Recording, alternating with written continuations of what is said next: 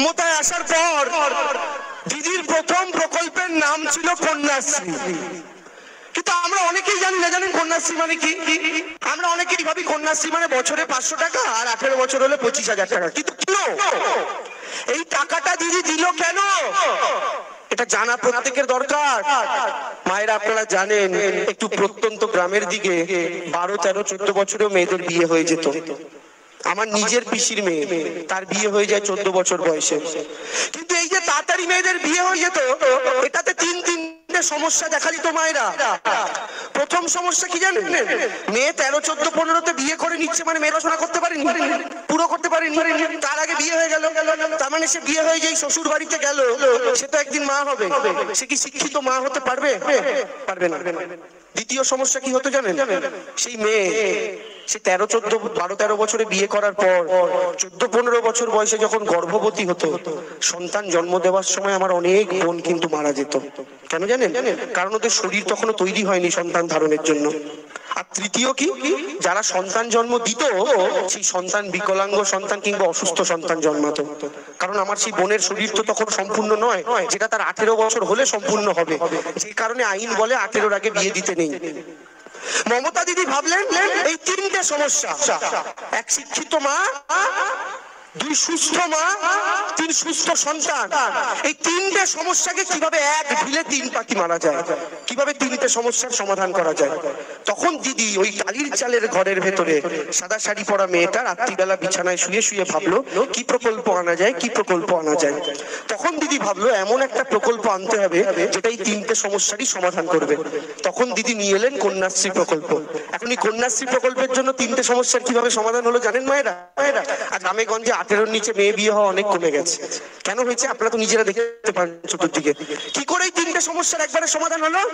প্রথম, বাড়ির মা বাবা মনে করলো যে মেয়েটা, এই প্রকল্পটার নিয়ম কি, যে মেয়েকে 18 অব্দি পড়াশোনা করাতে হবে। মেয়ে যদি 18 বছর অব্দি পড়াশোনা করে তাহলে এককালীন 25,000 টাকা পাবেন। কি সুন্দর বুদ্ধি খাটি মমতা ব্যানার্জি ভাবুন। কেন?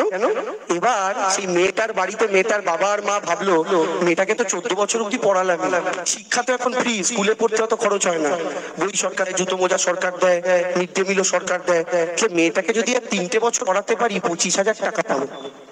এইটা চিন্তা করে বাবা মা মেয়েটাকে 18 বছর অব্দি পড়াশোনা করানো শুরু করলো। 3টে কাজে একসাথে হয়ে গেল। কি হয়ে গেল জানেন? এক, মেয়েটা 18 বছর অব্দি পড়লো, মানে ন্যূনতম কমপক্ষে মেয়েটা উচ্চ মাধ্যমিকটা পাশ করলো। তাহলে এই মেয়ে যখন তার শ্বশুর বাড়িতে গেল বিয়ের জন্য, বিয়ের পরে মা হলো, সেই মা কিন্তু একজন শিক্ষিত মা হলো। তার মানে তারপরে 100টা প্রজন্ম শিক্ষিত হবে। দ্বিতীয় কাজ কি হলো? এই 18 বছর অব্দি পড়াশোনা করানোর নাম করে মেয়েটাকে তো আর বিয়ে দিতে পারলো না বাড়ির লোক 18-র আগে, তাহলে 18 অব্দি মেয়েটা অবিবাহিত রইলো, 18-র পর মেয়েটার বিয়ে হলো। এতে কি হলো? আমার সেই বোন যখন গর্ভধারণ করলো তখন সন্তান প্রসব করতে গিয়ে আর বোনটার মৃত্যু ঘটলো না। আর তৃতীয় কি হলো? সেই বোন যে সন্তানের জন্ম দিল সেই সন্তান সুস্থ সবল সন্তান হয়ে জন্মালো।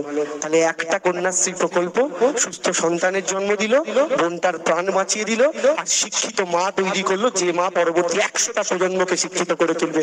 একটা কন্যাশ্রী প্রকল্প মায়েরা বদলে দিল গ্রাম বাংলার চরিত্র। এরপরে চলে আসুন মায়েদের নামে স্বাস্থ্য সাথীর কার্ড। আপনারা ভেবে দেখেছেন? এখানে দাদারাও আছেন। স্বাস্থ্য সাথীর কার্ড কেন বাড়ির মায়েদের নামে হয়েছে? ছেলেদের নামেও তো হতে পারতো। কেন দিদি এটা করেছেন? আবার কালীঘাটের টালির চালের ভেতরে বসে মেয়েটা চিন্তা ভাবনা করলো কি করা যায়, কি করা যায়। মমতা ব্যানার্জি কেন এই প্রকল্পটা এনেছে জানেন? কারণ ছোটবেলায় মমতা বন্দ্যোপাধ্যায় তার বাবাকে হারিয়েছিলেন বিনা চিকিৎসায়। বাবার এমন রোগ হয়েছিল বাবাকে চিকিৎসা করাতে পারেননি, লোকে দৌড়ে দৌড়ে ঘুরেছেন, সাহায্য পাননি। তাই দিদি ভেবেছিলেন আমি যদি কোনোদিন মুখ্যমন্ত্রী হই রাজ্যের, আমি কোনো মানুষকে বিনা চিকিৎসায় চলে যেতে দেবো না। তাই স্বাস্থ্য সাথীর কার্ড আনলেন। কিন্তু কার্ডটা মায়েদের নামে কেন করলো জানেন? জানেন তার একটা গুরুত্বপূর্ণ কারণ আছে। আচ্ছা, বহু মা বাবা তো এরকম আছেন যাদের একমাত্র কন্যা সন্তান একটাই, তাকে বিয়ে দেওয়ার পর সেই মা বাবা তো একা হয়ে যাবে, জানতো? এখন সেই মা বাবা যদি বয়সকালে অসুস্থ হয় তখন তাকে কে দেখবে? তার চিকিৎসার দায়িত্ব কে নেবে? দিদি কি ঠিক করলেন? বাড়ির মেয়েদের নামে স্বাস্থ্য সাথীর কার্ড হবে। আর এই প্রকল্পটা কি বলে? প্রাইভেট হসপিটাল বা নার্সিং হোমে 5 লাখ টাকা অব্দি চিকিৎসা। বাড়ির মেয়েদের নামে এই কারণেই হলো যে বাড়ির মেয়ের নামে এই কার্ডটা হলে এই কার্ডের সুবিধা যেমন মেয়ের নামের জন্য তার শ্বশুর শাশুড়ি পাবে, তেমন এই মেয়ের নামের জন্য তার বাপের বাড়ির বাবা মাও এই একই কার্ডের সুবিধা পেতে পারে। তাহলে মমতা বন্দ্যোপাধ্যায় মেয়ের নামে কাট করে তার বাপের বাড়ির মা বাবাকেও ঢুকিয়ে নিলেন, তার শ্বশুর বাড়িতে মা বাবাকেও ঢুকিয়ে নিলেন। ভাবতে পারেন কত গভীর চিন্তা করলে এটা মাথা থেকে বেরোয়। আর তৃতীয় প্রকল্প মেয়েদের জন্য সবচেয়ে বড় লক্ষ্মীর ভান্ডার, যেটা আরেকটা কারণ মায়েদের এত ভিড়ের। হাসি দেখেছেন? এখন এই লক্ষ্মীর ভান্ডার দিদি কেন করলেন আমি আপনাদের বলি। ছোটবেলায় আমাদের বাড়িতে নিয়ম ছিল জানেন তো, দুপুরবেলা খেতে ঘুমোতেই যাবে, নাহলে মা খুব ঠ্যাঙাতো, ঘুম পাড়াতো জোর করে। এবার মায়ের পাশে শুয়ে আছি, মায়ের পাশে বাবা, দুপুরবেলা ঠিক এরকমই টাইম, ঠিক 5টা 5:30 বাজে। শুনতে পাচ্ছি জানলার বাইরে ঘন্টির আওয়াজ হচ্ছে। জানলাটা দিয়ে আস্তে আস্তে উকি মেরে দেখলাম ঝালমুড়ি যাচ্ছে। মাকে বললাম, ও মা 2 টাকা দাও না, ঝালমুড়ি কিনে খাবো। আমি অবাক হয়ে দেখলাম আমার মা আবার আমার বাবার দিকে ঘুরে বাবাকে বলে, কি গো 2 টাকা দাও না, ছেলেটাকে দিই, ছেলেটা ঝালমুড়ি খাবে।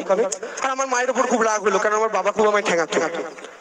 তো মাকে বললাম, মা আমি তোমার কাছে পয়সা চাইছি, তোমার কাছে না থাকলে বলে তো আমি দেবো না, তুমি আমার বাবার কাছে চাইলে কেন? বাবা যদি আমার বকে। সেদিন আমার মা আমার একটা কথা বললো, বল বাবুরে আমি তো ঘরের বউ, আমি টাকা পাবো কোথায়? তোর বাবা যদি দেয় সেটাই তো আমার পয়সা। সেদিন ছোট ছিলাম বুঝিনি, বড় হয়ে বুঝলাম অনেক ছেলে মেয়ে অনেক কঠিন কঠিন চাকরি করে, অনেক পরিশ্রম, কিন্তু পৃথিবীতে মায়ের চাকরির চাইতে কঠিন চাকরি আর কিছু হয় না। কিন্তু এই চাকরি এমন চাকরি যার কোনো মাইনেও হয় না। মায়েরা যে পরিশ্রম বাড়িতে দেন, ওই পরিশ্রম যদি কোনো কোম্পানিতে গিয়ে যেতেন মাসে 20,000 টাকা মাইনের চাকরি হতে পারত। কিন্তু মায়েরা সন্তান পালন, স্বামীকে দেখা, শ্বশুরকে দেখা, শাশুড়িকে দেখা, এত কাজ একসাথে করেন, কিন্তু তারও কিন্তু কোনো মাইনে হয় না। আমি সেদিনকে আমার মায়ের কথাটা বড় হয়ে বুঝতে পেরেছিলাম। কিন্তু সেদিনকে আমার মাকে আমার বাবার থেকে 2 টাকা চেয়ে তবে আমায় দিতে হয়েছিল।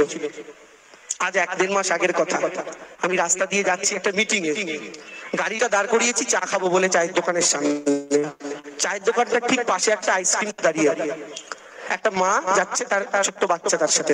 বাচ্চাটা মায়ের আঁচল টেনে বলছে, ও মামা 10 টাকা দাও না, একটা কাপ আইসক্রিম খাবো। মাকে দেখলাম সেই মা তার আঁচল খুলে বার করে, আঁচল থেকে 10 টাকা বার করে ছেলের হাতে দিয়ে কি বললো জানেন? বললো, এই টাকাটা কিন্তু আমি তোর বাবার থেকে নিয়ে তোকে দিইনি, এটা তোর মায়ের নিজের টাকা, লক্ষ্মীর ভান্ডারের টাকা রে, তোকে দিলাম। এইটা হচ্ছে আত্মসম্মান বাংলার মায়েদেরকে, যেটা মমতা বন্দ্যোপাধ্যায় দিয়েছেন। কেন খুচরো খরচের জন্য আপনি হাত পাতবেন? কেন খুচরো খরচের জন্য আপনাকে চিন্তা করতে হবে? জানি 500 টাকায় কিছু হয় না, জানি 1000 টাকায় কিছু হয় না, সোনার উপর কেনা যায় না, কিন্তু ছোট ছোট শখগুলো তো পূরণ করা যায়। এটার কথা কেন সিপিএম এর বাবুরা এতদিন ভাবেননি? এটার কথা কেন বিজেপির বাবুরা এতদিন ভাবেননি? আর কেন মমতা বন্দ্যোপাধ্যায় এটা ভাবলেন জানেন? তার একটা কারণ আছে। অনেকে বলেন মমতা ব্যানার্জি কেন টালির চালের বাড়িতে থাকে, দিদি তো নাটক করে। অনেকে বলেন, দেখবেন সিপিএম বিজেপির লোকেরা বলে না, কেন থাকে জানেন? দিদি তো মুখ্যমন্ত্রী, দিদি চাইলেই নিজের বাড়িটা পাকা করে নিতে পারতেন, কিন্তু তাও করেননি। আজও টালির বাড়িতে থাকেন, তার একটা কারণ আছে, এবং কারণটা খুব সহজ। মায়েরা দাদারা, আমরা যারা আমাদের বাড়িতে দুপুরবেলা বা রাত্রিবেলা ঘুমোই, আপনি যদি বালিশে মাথা রেখে ঘুমান, আপনার চোখটা কোন দিকে থাকে? আপনার চালের দিকে থাকে না? বাড়ি থাকে তো। যার টালির চালের বাড়ি, তার চোখটা কোন দিকে থাকবে? তার টালির দিকে। দিদি সারাদিন নবান্নে পরিশ্রম করার পর রাত্রিবেলা যখন তার ওই টালির চালের বাড়িতে খান, বালিশে মাথাটা দেন, দিদির চোখটা থাকে নিজের বাড়ির টালিগুলোর দিকে। আর ওই টালির দিকে তাকিয়ে তিনি নতুন কোনো প্রকল্পের কথা ভাবতে ভাবতে যখন ঘুমান, তখন ওই টালির নিচে বাস করা মানুষগুলোর যন্ত্রণার কথা ভাবতে ভাবতে ঘুমোতে পারেন মায়েরা দাদারা। তাই মমতা বন্দ্যোপাধ্যায় টালির চালের বাড়িতে আজও থাকেন। এই টালির চালের বাড়িতে যদি থাকেন বলে যে সিপিএম এর সময় আমরা স্কুলে গেলে একবারটি খিচুড়ি দিয়ে বাড়ি পাঠিয়ে দিত, সেই মমতা বন্দ্যোপাধ্যায় আজকে স্কুলের বাচ্চাগুলোকে সপ্তাহে একদিন মুরগির মাংস খাওয়াচ্ছেন, ডিম। কেন আজকে আমাকে আমার বাবাকে কিনে দিতে হয়েছিল একটা স্কুলে যাওয়ার জন্য সাইকেল? কেন স্কুলে যাওয়ার জুতো মোজাটা আমাকে আমার বাবাকে কিনে দিতে হয়েছিল? কেন স্কুলে যাওয়ার ড্রেসটা আমাকে আমার বাবাকে কিনে দিতে হয়েছিল? আজ আমার ছোট ছোট ভাই বোনগুলোকে দেখি যারা দিদির আমলে স্কুলে পড়ে, স্কুলের জুতো, মোজা, বই, টেস্ট পেপার, এমনকি স্কুলে যাওয়া সাইকেলটাও আজকে তাদের বাবা মাকে খরচা করতে হয় না। বাংলার মা মমতা বন্দ্যোপাধ্যায় সেই দায়িত্বটা গ্রহণ করে নিয়েছেন। এটা ভাবলেই মহিলার পাশে আমরা দাঁড়াবো না? এরকম ভাবে মানুষের কথা কেউ কখনো চিন্তা করেননি, যেটা মমতা বন্দ্যোপাধ্যায় করেছেন সর্বশ্রেণীর মানুষের জন্য। নারী পুরুষ ছোট বড় নির্বিশেষে প্রত্যেকটা মানুষের জন্য যদি কেউ ভেবে থাকেন, সেটা মমতা বন্দ্যোপাধ্যায় ভেবেছেন। এবার লোকসভা নির্বাচন, লোকসভা মানে কি দিল্লির ভোট। এখন দিল্লির ভোটের জন্য দিদির আসন বাড়তে হবে। কেন মায়েরা? কারণ দিদি একদিকে দিচ্ছে আর মোদি একদিক থেকে নিচ্ছে। দিদি দিচ্ছে, মোদি নিচ্ছে। কিভাবে? মায়েরা আপনার রান্নার গ্যাস কারা ব্যবহার করেন একটু হাত তুলুন তো বাড়িতে। সবাই ব্যবহার করেন। মোদিজি ক্ষমতায় আসার আগে একটা সিলিন্ডারের দাম ছিল 450 টাকা। কোথায় 900? 200 টাকা তো সিলিন্ডার। 200 টাকা না, মোদিজি কমিয়ে 200 টাকা করে দিয়েছে না? ও করেনি না? 450 গ্যাসটাকে প্রথমে বাড়িয়ে 1200 করেছিল। এই ভোটের আগে 100 টাকা কমিয়েছে। মানে কি 4 বছর 11 মাস আমি দাম বাড়াবো, ভোট এলে 100 টাকা কমিয়ে মানুষকে বলবো দেখেছো কত ভালোবাসি তোমায়। মানুষকে বোকা ভাবে। এই গ্যাসের দামটাই 2000 টাকায় যাবে আস্তে আস্তে। আর মোদি এই জন্যই 2000-এর নোট বার করেছিল, জানতো একদিন গ্যাসের দাম 2000-এ যাবে। তাহলে মোদি আপনার গ্যাসের নামে আপনার থেকে টাকা লুটছে। শুধু গ্যাসের দামে নয়, কেরোসিন তেলের দাম আগে ছিল 17 টাকা লিটার, সেটা এখন 100 টাকা লিটার। কে লুটছে? মোদিজি। সর্ষের তেল কত টাকা ছিল, কত টাকা হলো? ডাল কত টাকা ছিল, কত টাকা হলো? ডাল, তেল, দুধ, পাউরুটি, এমনকি ওষুধ, গ্যাস সিলিন্ডার, কেরোসিন তেল, পেট্রোল, ডিজেল এবং রোজকার বাজার।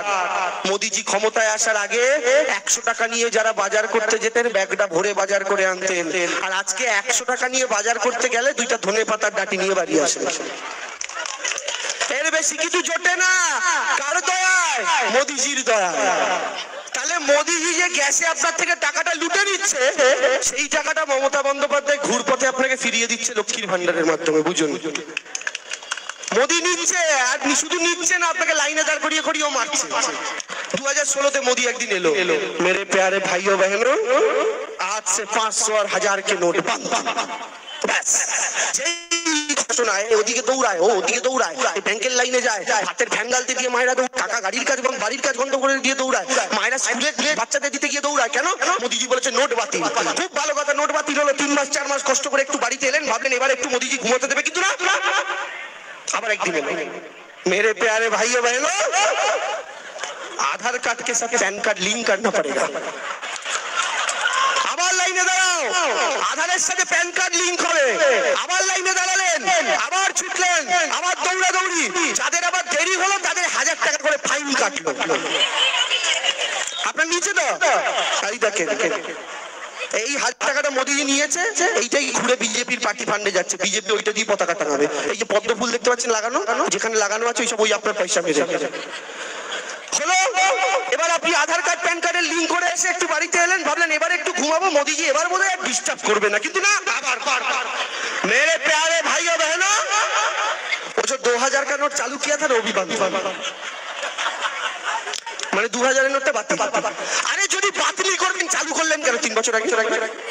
আবার যার বাড়িতে একটা দুটো 2000-এর নোট ছিল চেঞ্জ করতে ছুটলেন। হলো, ওই এবার বাড়িতে এলেন, ভাবলেন এবার তো একটু মোদি শান্তি দেবে। আবার मेरे प्यारे भाइयों बहनों, एनआरसी होगा, আপনার দাদু का বার্থ সার্টিফিকেট নিয়ে आओ। মানে কি এনআরসি হবে? দাদুর বার্থ সার্টিফিকেট নিয়ে এসে প্রমাণ করো যে তোমরা এদেশেই ছিলে। না দেখাতে পারলে বাংলাদেশে পাঠিয়ে দেবো। আমি আমার বাবাকে গিয়ে বললাম, বাবা বাবা বার্থ সার্টিফিকেট, দাদুর বার্থ সার্টিফিকেট লাগবে। বাবা বললো কি হবে? একদম মোদি বলেছে নালে বাংলাদেশে পাঠিয়ে দেবে। আমার বাবা আমাকে বলছে, রে তোর বাবারই বার্থ সার্টিফিকেট নেই, বাবার কোথা দিয়ে পাবো? তাহলে আমাদের কি বাক্সটা গুছিয়ে যেতে হবে বাংলাদেশ? সেই আমার বাবাকে কি চিন্তায় দেখেছি, বিডিও অফিসে যায়, পঞ্চায়েত অফিসে যায়, বাড়ির দলিল বার করে খুঁজে, নাকি প্রমাণ করতে হবে আমরা এই দেশের নাগরিক। এত দৌড়ঝাঁপের পর আবার এসে শান্তিতে শুলেন, ভাবলেন এবার মোদি একটু ঘুমোতে দেবে না। আবার এলো, मेरे प्यारे भाइयों बहनों, अब आधार कार्ड के साथ गैस का कनेक्शन लिंक करो। আধার কার্ডের সাথে গ্যাসের লিংক হবে। এবার আধার কার্ডের সাথে একটা জিনিসই লিংক হওয়া বাকি আছে, ছাগলের একটা মাথা। বাকি সব লিংক হয়ে গেছে। বার্থ সার্টিফিকেট, ডেথ সার্টিফিকেট, টাকা পয়সা, প্যান কার্ড, আধার কার্ড, কি বাকি? আবার আপনারা ছোটাছুটি দৌড়াদৌড়ি শুরু করলেন, লিংক করতে হবে। তাহলে মায়েরা দাদারা, মোদিজি 10 বছর ধরে আপনাকে শুধু ছুটিয়ে ছুটিয়ে মারলো। আর মোদিজি কি করলো? প্লেন ধরে আজকে গেল আমেরিকা, কালকে গেল রাশিয়া, তারপরের দিন গেল চীন, তারপরের দিন গেল জাপান। মোদিজি প্লেনে ঘুরে ঘুরে ফুর্তি করলো, আর আমি আপনি, আমার মা আপনার মা লাইনে দাঁড়িয়ে দাঁড়িয়ে মরলো। এদের বিরুদ্ধে প্রতিবাদ নিতে হবে না? বদলা নিতে হবে না? আর বদলাটা ইভিএম মেশিনে নিতে হবে তো। শুধু সাদাই কেন, সব জায়গা থেকে সর্বনাশ করেছে। আমি যদি গ্যাস দামের তো চুরি বাদ দিই, কেরোসিন তেলের দামে চুরি বাদ দিন, কতগুলো বড় বড় চুরি আপনার নাকের ডগায় হচ্ছে আপনি জানেন না। মায়েরা মনে করুন তো, আগে সবার বাড়িতে একটি টিভি দেখার কেবিল লাইন ছিল। ওই কেবিল লাইন আগে 80-90 টাকা মাসে দিতে হতো। তারপরে একটা ছাতার মাথায় এনেছে সেট টপ বক্স। এই সেট টপ বক্স আনার পর এখন 200 টাকাতেও হয় না। আপনারা একটু স্টার জলসা জি বাংলা দেখেন, সেইটা 200 টাকাতে আসে না। কারো 300, কারো 250, কারো 350 লাগে। তাহলে 80 টাকার কেবিল লাইনটা এখন 300 টাকা। বলে কি 1000টা চ্যানেল দিচ্ছি। কি চ্যানেল? উড়িয়া, তামিল, তেলেগু, জীবনে কেউ বুঝি না সব ভাষা। উল্টা পাল্টা চ্যানেল ঢুকিয়ে দিয়ে আমাকে আপনাকে মুরগি বানিয়ে 200 টাকা নিয়ে মোদি পালিয়ে গেল। শুধু সেট টপ বক্সে নয়, আপনারা যারা মোবাইলে রিচার্জ করেন, আগে কত টাকা রিচার্জ করতেন, আজকে কত টাকা করতে হয়। আগে কত টাকায় কথা হতো, আজ কত টাকা লাগে। শুধু সেই হিসাব বাদ দিন, একটা বড় চুরির অঙ্ক আপনাদের বলি। আগে 1 মাসে রিচার্জ হতো 30 দিনের, এখন 1 মাসে রিচার্জ হয় 28 দিনের। কমিয়ে আবার 24 হয়ে গেছে। ডবল ঝাড়ছে মোদি। শুধু 28 দিনের হিসেবটা দেখুন। যখন আগে 28 দিন করেছিল না, প্রথমে 30 দিন থেকে 28 দিন কেন করেছিল জানেন? তার পেছনে কারণ আছে। আচ্ছা, আগে যখন 30 দিনে 1 মাসে রিচার্জ হতো, যারা 1 মাস করে রিচার্জ করতেন, তাহলে আগে বছরে কটা রিচার্জ করতে হতো? 12টা। কারণ 30 দিনে 1 মাস, তাহলে 12 মাস রিচার্জ করতে হলো, মানে 12টা। এবার মোদি কি করলো? 2 দিন করে কমিয়ে প্রথমে 28 দিন করে দিল। 28 দিনের কি সুবিধা হলো দেখুন। 1 মাসে কদিন কমলো? 2 দিন। তাহলে 12 মাসে কদিন কমলো? 24 দিন। আর 31 মাস হচ্ছে 6টা। 24 আর 6 কদিন? তাহলে এই 30 দিনের জন্য আগে আপনাকে 1 বছরে 12টা রিচার্জ করতে হতো, এখন আপনাকে 1 বছরে 13টা রিচার্জ করতে হচ্ছে। এই 13তম রিচার্জের পয়সাটা যাচ্ছে জিও কোম্পানির কাছে। এই জিও কোম্পানি কার? মুকেশ আম্বানি। মুকেশ আম্বানি কে? নরেন্দ্র মোদীর বন্ধু। আর মুকেশ আম্বানি টাকাটা কোথায় পাঠাচ্ছে? বিজেপির পার্টি ফান্ডে। আর ওই পার্টি ফান্ডের টাকা দিয়ে বিজেপি কি করছে? টিভিতে দেখবেন অ্যাড যায় না এখন? এই গত 1 মাস ধরে খুব অ্যাড দিচ্ছে, দেখবেন মোদিজি কি গ্যারেন্টি দিচ্ছে না? সব আপনার গ্যাস থেকে লুটে, কেরোসিন থেকে লুটে, ওষুধ থেকে লুটে টিভিতে মোদিজি কি গ্যারেন্টি অ্যাড দিচ্ছে।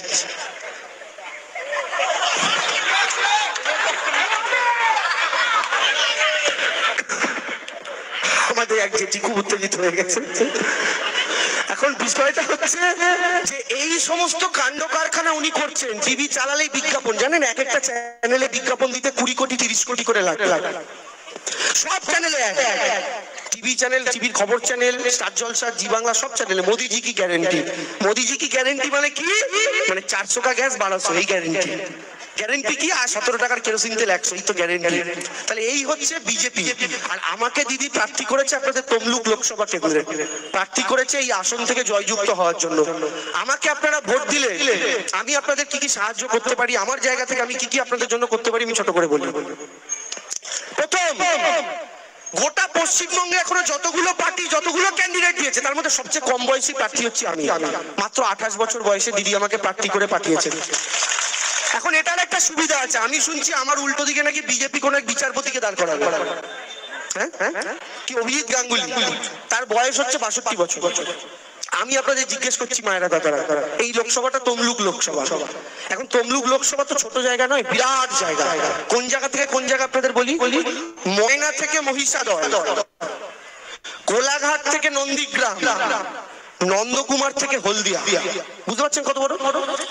এত বড় জায়গায় যদি, আচ্ছা আমি তো এখন আসছি ভোট চাইতে, শুধু তো এখন এলে হবে না, ভোটের পরে তো 5টা মতো কাজ করতে হবে, তাই তো? কাজ করা মানে এত বড় এলাকা জুড়ে ছুটতে হবে। আমি আপনাদের জিজ্ঞেস করছি মায়েরা দাদারা, এত বড় এলাকা জুড়ে 5 বছর একটা 62 বছরের লোক বেশি ভালো করে ছুটতে পারবে নাকি একটা 28 বছরের ছেলে বেশি ভালো করে ছুটতে পারবে? আমি আপনাদের জিজ্ঞেস করছি মায়েরা দাদারা। 2 নম্বর কথা কি, ওই অভিজিৎ বাবু যিনি প্রার্থী হচ্ছেন, তিনি 1 মাস আগেও বিচারপতি ছিলেন, হট করে ইস্তফা দিয়ে এখন প্রার্থী হচ্ছেন। আচ্ছা, যে লোকটা 1 মাস আগে বিচারপতি ছিল, হুট করে এখন রাজনীতিতে এসছে, আবার এমপি হবে, সেই লোকটার কি কোনো গ্যারেন্টি আছে রাজনীতিতে থাকবে? 6 মাস পর তো বলতেই পারে আমার বাবু আর রাজনীতি ভালো লাগছে না, তখন রাজনীতি ছেড়ে দিয়ে যদি পালায়, আপনারা এমপি কে খুঁজতে কি আবার বিধাননগর সল্টলেকে যাবেন? আমার কিন্তু গ্যারেন্টি আছে। আমাকে আপনারা 6-7 বছর ধরে দেখছেন, আপনারা চেনেন দেবাংশু তৃণমূলটা করছে, আপনারা জানেন দেবাংশু রাজনীতি করারই ছেলে। ফলে আপনারা আমাকে ভোটের আগে যতবার দেখতে পাচ্ছেন, ভোটের পরে তার থেকে 5 গুণ বেশি দেখতে পাবেন, এইটুকু গ্যারেন্টি আমি আপনাদেরকে এখান থেকে দিয়ে যেতে পারি। আর 3 নম্বর পয়েন্ট কি? 3 নম্বর পয়েন্ট হলো মমতা দিদি আমাকে সন্তানের মতো ভালোবাসে, আর অভিষেক দা আমাকে ভাইয়ের মতো ভালোবাসে। এটার আমার একটা সুবিধা আছে। সুবিধা কি জানেন? আমি কালকে জেতার পর যদি দিদিকে গিয়ে বলি, দিদি আমার কোলাঘাটের জন্য এই উন্নয়নটা দরকার, আমার তমলুক লোকসভার মানুষের জন্য এই উন্নয়নটা দরকার, আর 5 জনের থেকে অনেক তাড়াতাড়ি আমি তাদের থেকে কাজটা ছিনিয়ে আনতে পারবো কোলাঘাটের মানুষের জন্য, এই নিশ্চয়তা বা এই বিশ্বাসও আমার আছে। এবার আপনারা সিদ্ধান্ত নিয়ে একটা 62 বছরের লোককে ভোট দেবেন যে নড়তে চড়তেও পারে না। কেন পারে না জানেন? কারণ আছে, কারণ হচ্ছে বসে বসে তো বিচারপতির কাজ করেছে, একদিন দৌড়ঝাঁপ তো করেনি। আর বিচারপতির কাজ করে কি করেছে? আপনি কেউ ভাত খান, কেউ রুটি খান, উনি চাকরি খান। হাজার হাজার ছেলে মেয়ের চাকরি খেয়েছেন, আমি জানি না নুন লেবু দিয়ে খেয়েছেন কিনা। হাজার হাজার ছেলে মেয়েকে পথে বসিয়েছেন, সংসার নষ্ট করেছেন। সেই মানুষটা এখানে যদি প্রার্থী হন, আর যদি আপনারা ভাবেন ভোট দেবেন, ও তো নড়ে না চড়ে না, বসে বসে শুধু কলম চালিয়ে চাকরি খেয়েছে। ও এসে কি আপনাদের এলাকায় আবার আসতে পারবে? ভোটে জেতার পর এলাকার মানুষের সমস্যার কথা শুনতে পারবে? আমি তো আস্তে আস্তে মানুষ আপনাদের সমস্যার কথা শুনতে শুনতে এসেছি। আমি জানি আপনাদের এখানে একটা সবচেয়ে বড় প্রয়োজনীয়তা কি। আপনাদের এখানে এই খালের সংস্কার আপনাদের প্রয়োজনীয়তা। এই খালের সংস্কারের জন্য এখানে নাকি বন্যা হয়, অনেকের ঘরে ঘরে জল ঢোকে। ঠিক বলেছি তো? আমি আপনাদের এইটুকু বলছি, এখান থেকে জেতার পর প্রথম আমি দিদিকে যখন প্রণাম করতে যাবো, আগে আমি এই খালটা সংস্কারের কথা মমতা বন্দ্যোপাধ্যায়কে বলবো। এইটুকু আমি আপনাদেরকে এখান থেকে বলে যাচ্ছি। কিন্তু মানুষের সমস্যার কথা জানতে হলে মানুষের সাথে তো মিশতে হবে, মানুষের কাছে যেতে হবে, অন্যের মাকেও নিজের মায়ের মতো চিনতে হবে, জানতে হবে। আমার মা যদি এই পাড়াতে থাকতো, আমার মায়ের কতটা কষ্ট হতো এটা বিবেচনা করে বুঝতে হবে এখানকার মায়েদের কতটা কষ্ট হয়। তবে আপনি মানুষের কাজ করতে পারবেন। এখানে কলকাতা থেকে কোন এক বিচারপতি নাকি আসছেন, কাজ নাই কর্ম নাই, শুভেন্দু বাবু তাকে নিয়ে আসছেন। আমি এইটুকু বলতে পারি, আপনারা যদি আমাকে জেতান, আফসোস করবেন না। এবং এইটুকু আমি আপনাকে বলতে পারি, আমি এই কথাটা বলে শেষ করব, আমি কিন্তু ভোট ভিক্ষা করতে আসিনি মায়েরা। কেন জানেন ভিক্ষা করতে আসেনি? কারণ ভিক্ষার জিনিসের ফেরত হয় না। আপনি যদি কাউকে কিছু ভিক্ষা দেন, সেটা কি ফেরত পাওয়ার আশা রাখেন? না তো। তাহলে কি জিনিসের ফেরত হয়? সেটা হচ্ছে ধার। ধারের শুধু ফেরত হয় না, সুদ সমেত ফেরত হয়, তাই তো? তাই আমি আপনাদের থেকে ভোটটা ঋণ হিসাবে, ধার হিসাবে চাইতে এসেছি, যেন আমি নিজের কাজের মাধ্যমে ওটা সুদ সমেত আপনাদেরকে ফেরত দিতে পারি মায়েরা দাদারা। তাই আমাদের স্লোগান কি? ভিক্ষা নয়, চাইছি ঋণ, জোড়া ফুলে ভোট দিন। এটা হচ্ছে আমাদের স্লোগান, যে আমরা ঋণ চাইছি আপনাদের থেকে, আপনারা সমর্থন করুন, কাজের মাধ্যমে আপনাদেরকে মিটিয়ে দিতে পারবো। আর বাদ বাকি লোকসভায় তো যাবো, দিল্লির বুক থেকেও যে কাজগুলো ছিনিয়ে আনার দরকার। আপনাদের এখানে এখন এমপির নাম হচ্ছে দিব্যেন্দু অধিকারী, শুভেন্দু অধিকারীর ভাই। মনে করে দেখুন তো, শেষ কবে দেখেছেন? কবে দেখেছেন দিব্যেন্দু অধিকারীকে শেষ?